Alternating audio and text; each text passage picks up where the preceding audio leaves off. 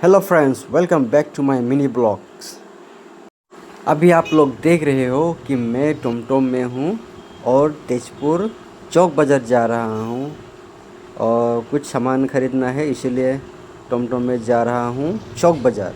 तो चलो मैं आप लोगों को दिखाता हूँ चौक बाज़ार क्या ख़रीदने के लिए जा रहे हैं हम लोग।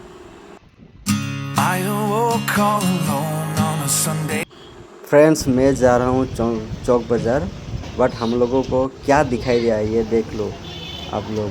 हम लोगों को दिखाई पड़ा हाथी, और एक नहीं दो है।